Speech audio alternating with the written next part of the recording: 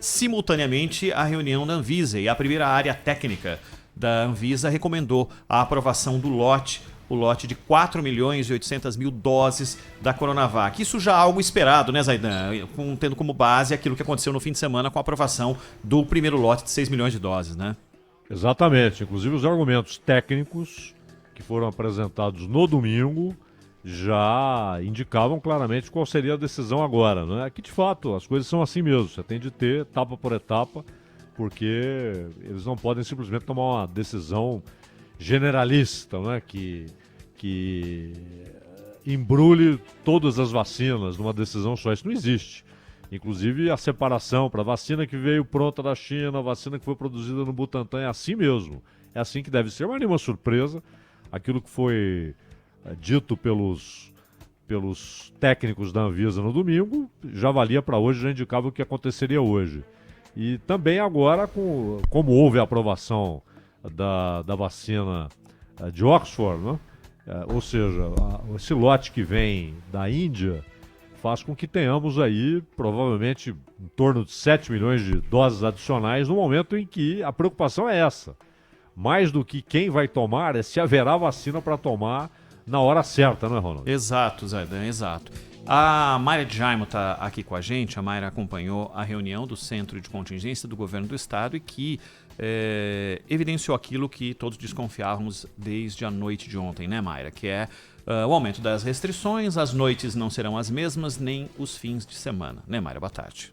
Exatamente, Ronald. Boa tarde para você, para o Zaidan e para todos. Boa tarde, Mayra. Então é o seguinte, teve uma nova reclassificação de fases e todas as regiões que estavam na fase amarela, incluindo a capital e toda a região metropolitana, foram então para a fase laranja. E na fase vermelha estão as regiões de Taubaté, Sorocaba, Bauru, Marília, Presidente Prudente, Barretos e Franca.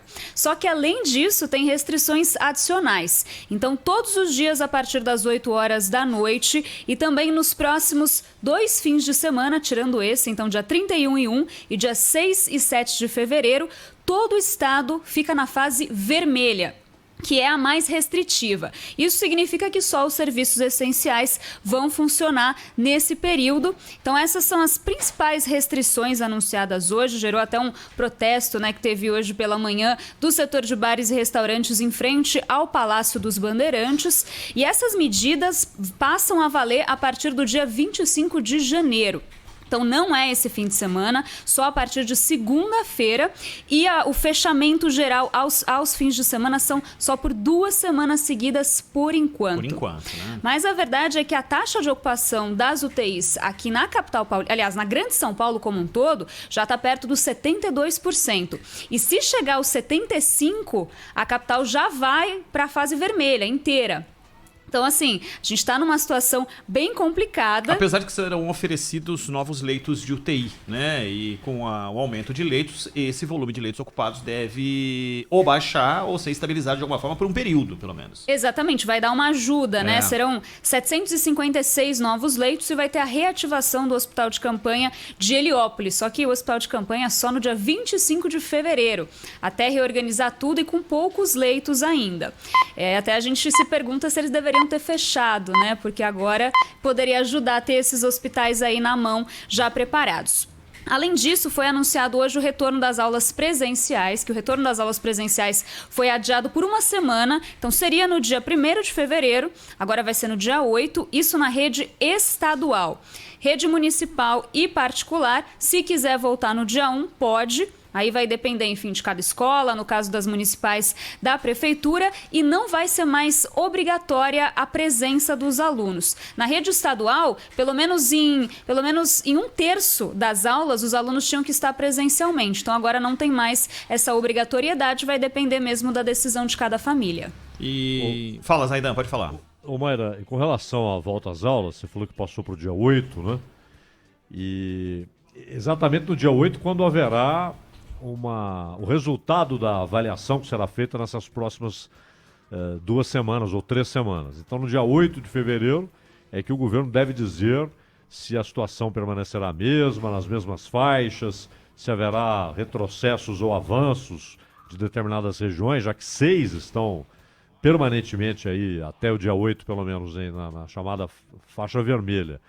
Ou seja, as aulas voltarão exatamente no dia em que o anúncio será feito. Então, provavelmente, em relação à volta às aulas, não haverá um novo anúncio. Eles devem manter, então, a volta para o dia 8, já que a volta acontecerá exatamente no dia do anúncio do resultado dessa avaliação de 3 semanas, não é isso?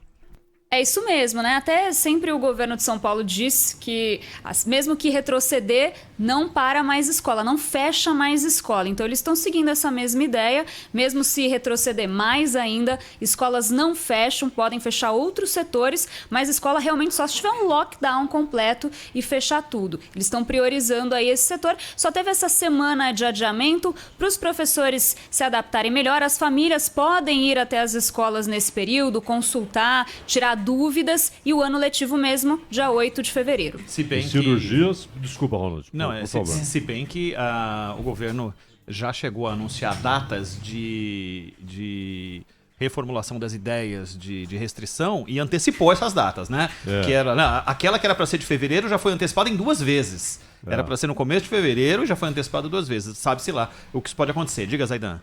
E com relação às cirurgias, as eletivas suspensas, né, Mayra? Canceladas, cirurgias eletivas canceladas, isso nos hospitais públicos e conveniados, né? Os particulares aí decidem, mas hospitais públicos e conveniados, cirurgias eletivas canceladas. Acabei de subir correndo aqui do Band News TV, Mayra, tudo bom com você? Mayra, mas pelo que a gente estava conversando agora, né, que você está conversando com o Zaidan e com o Ronald, os pais não são obrigados a levar as crianças para a escola, mas eles podem levar-se assim, quer dizer, vai ter calendário para eles, de qualquer forma, assim, do ponto de vista prático. O professor vai estar lá. O professor vai estar lá, é isso que eu queria entender. Exatamente. Agora eles eram obrigados, mas com essa mudança de hoje, com essas novas declarações, agora não tem mais a obrigatoriedade, assim como não tem nas municipais também, que o prefeito Bruno Covas já tinha anunciado, né? Então não tem para ninguém a obrigatoriedade de ir presencialmente, mas tem a opção.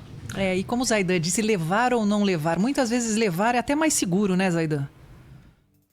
Bom, inclusive o próprio secretário de Educação tem dito isso, né? E a essa altura, inclusive, uma coisa que é constatável, né?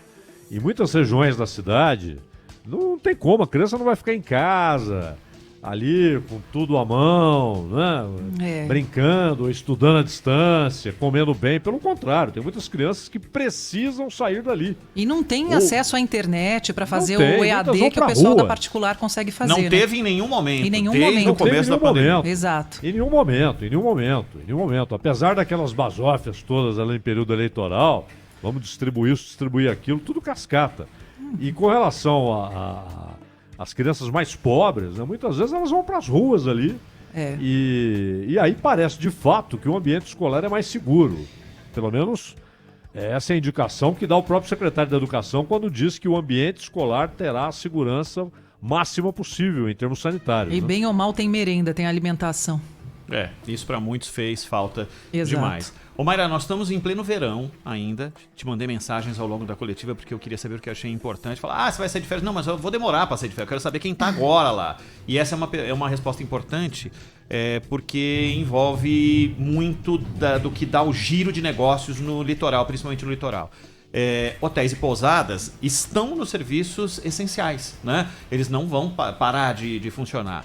E as praias...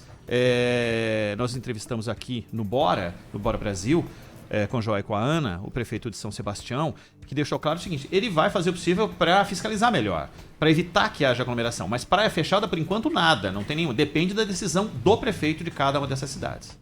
Exatamente. Há uma recomendação para que isso seja feito, mas a decisão fica a cargo, sim, das prefeituras, né? Já os parques, os estaduais vão fechar nas fases vermelhas, então em todas as regiões que estiverem na fase vermelha e naqueles fins de semana que eu comentei, né? Acompanha os mesmos horários ali, fecha 8 da noite, todos os dias, abre 6 da manhã durante a semana, mas fim de semana fecha tudo. Exatamente, mas os estaduais... E o resto é decisão do município. Exatamente. Ibirapuera, por exemplo. Exatamente. Agora vamos ver o que o prefeito Bruno Covas vai determinar sobre isso. E o bom senso que a gente espera de cada um, né? Que ninguém fique se aglomerando aí em pousada, em parque. Aí, sabe, é cada um cuidar de si. A gente está falando isso já há muito tempo. A decisão individual é uma das mais importantes de todas. Se você não quiser fazer parte de aglomeração, não haverá aglomeração. Exato. A não ser Agora, naquelas é o seguinte, inevitáveis, a do transporte público, que ninguém arruma solução nenhuma. Fala, Zaidan. Ninguém arruma solução, haverá aglomeração, não é? Haverá baile, haverá festinha. E isso aí o governo não faz nada. Nada. Pancadão. É muito fácil. É muito fácil fiscalizar lá o bar que tem registro, que tem endereço Que fixo, paga imposto. que paga imposto, o restaurante, a loja. E esses são os lugares menos perigosos para o espalhamento do vírus. Os caras colocaram, Zaidan, no restaurante, distância de 2 metros de uma mesa para outra, seguiram Exato. tudo para poder abrir a porta. Exato. Para poder fazer com que o garçom, o cozinheiro, a menina do caixa, todo mundo Bem pudesse lembrado. voltar a trabalhar. E aí do lado de... E ali dentro, então, tá cheio de regra. Do lado de fora do posto de gasolina, o cara encosta o carro, liga o som, compra na loja de conveniência um fardo de cerveja. De cerveja, o E tio do consome dog ali tá aí com do 500 lado. pessoas e isso. não acontece absolutamente Nada. nada. Exatamente. Então, sabe, é um grave erro. Eu me lembro que quando, depois da eleição, né, daquele papelão, aliás, porque o Dória havia dito que a notícia de que haveria um retrocesso era notícia falsa. E aí, no dia seguinte à eleição, ele anunciou o que ele disse que não iria anunciar. Era notícia falsa até aquela noite. A notícia falsa foi a dele quando disse que era notícia falsa. Agora, aquele negócio vai quebrar muita gente, né? E vai acontecer isso aí, o cara vai comprar a bebida, às vezes compra até, não compra no posto, compra no bar até 8 da noite e depois vai pra praça, vai pra rua, vai pro posto de gasolina. O posto de gasolina é essencial, claro que é, então vai continuar funcionando, como aliás está na lista aí do que deve funcionar, do que pode funcionar, e vai acontecer exatamente isso, né? E aí nada, apenas aquele sujeito que tem lá o comércio dele, Pois é. que trabalha de máscara, o cliente tem de usar máscara, um número limitado de pessoas. Teve que reduzir o salário do funcionário. Ou mandar embora. Esse embora. vai ser punido e muita gente vai quebrar. Mayra de Jaime, obrigado, Mayra, pelos detalhes aqui, viu? Valeu, Obrigada, gente. Mayra.